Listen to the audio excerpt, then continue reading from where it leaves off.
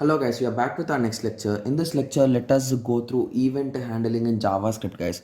Guys, I have thought to continue in the previous lecture, but due to the length of the video, I just divided this into the next part. So in this part, we will be going through event handling, guys. So basically, for understanding event handling, you need to know how you can touch or how you can get the data or how you can identify any changes which occurred in a element of HTML, guys. So that is the reason why to do that or to have a possibility of that, you need to have a clear idea on DOM. That also you need to have a clear idea on get element by ID, or even by tag also will work, by tag name also. Okay, so first of all, let us learn what is an event. So I discussed in a previous lecture, so but just let us repeat again. So event is nothing but for a particular thing, if you are doing some action. So basically action is nothing but event, guys. So if there is a button, if you are clicking it, we call it as action, right? So but in programming and everywhere, they will be calling it as event. Okay, so now you might be having a question that, okay, that is an event. So will there be someone who is watching you? Like when you click it, they will be releasing the answer or doing like that? Yes. The concept here they will be using is event listeners, guys. Event listeners. So they are some components, you assume them as components which are waiting for the task to be done. So if you wrote event listener for a button, so that guy will be waiting for you to click it. So once you click it, he will be releasing the message. In that way, you can assume in that way, because that in that way you will be analyzing it in a clear way. Okay, so here by using event handling, you can create elements. Those are nothing but new elements, or you can delete the child elements, or you can remove them, or you can update also in some situations. Okay, so you can add an event handler to a particular element, like in this is the syntax, guys. You can say, okay, so document dot get element by id. So you need to first, you need to, if you are listening for something, you should have something to listen, right? You will be say, so assume that you are listening to music, so first you need to have a music track, right, to listen. So what song you should listen, in that way. So in the same way, you will be first identifying the element which you, for a particular action, you will be reacting in a one way. So in that way you'll be thinking, so by id, so you'll be writing that id here. And on click, so there are multiple event listeners, guys, like on change. So whenever there is a particular change in the appearance of that particular component, you will be having the event there. Or on click, when a person clicks on it.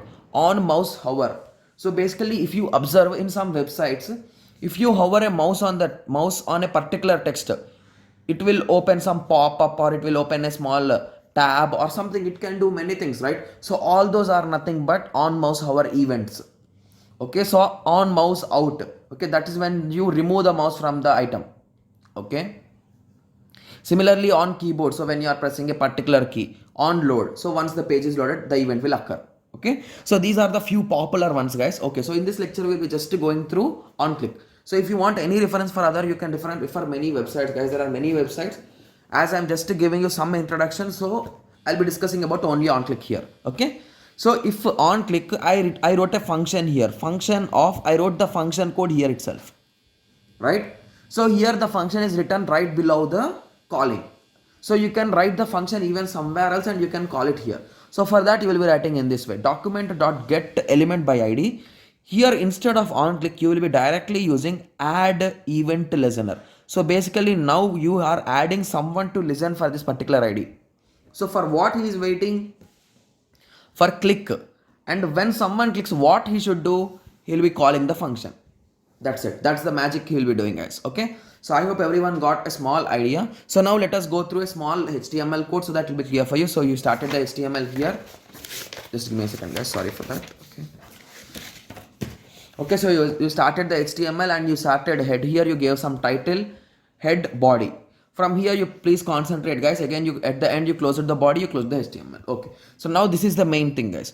So basically you created a button, input type button, id is equals to button click. Please remember that you are mandatorily, you should give the id, guys. Okay, so better if you give id instead of using the tag name.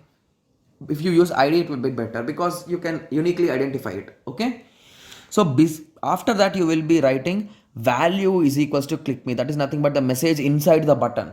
So now you are having a button which is saying click me with the 2 exclamatory marks. Okay. So this was the end of this line. So in the next line you wrote script type is equals to text JavaScript. The type of the language which you are writing is JavaScript. And then you are writing the event. That is nothing but document.get element by ID. The ID is nothing but button click, add event listener, click, and clicked is the call of the function. So that is the function which you want to call. So when some user clicks on it, an alert is nothing but you can say it as a pop-up. It will come, you clicked me. It will be coming, and at the bottom you'll be having okay. Okay, by default you'll be having it, guys. And a cross marks at the top, cross mark at the top. So those both you'll be having in default, and you'll be having the message here. You are stating that you clicked me. Okay. So in this way the event listeners works, guys. So if this question is asked for 5 marks or 3-4 marks, you can just introduce this. You just search for some 1 or 2 sentences, guys, for each type, and you write them and you give an example of this listener. That will be enough. Okay. So I hope everyone got a clear idea on this. So in the next lecture we'll be going through JavaScript closures, guys. So let us meet in the next tutorial. Thank you. Thanks for watching.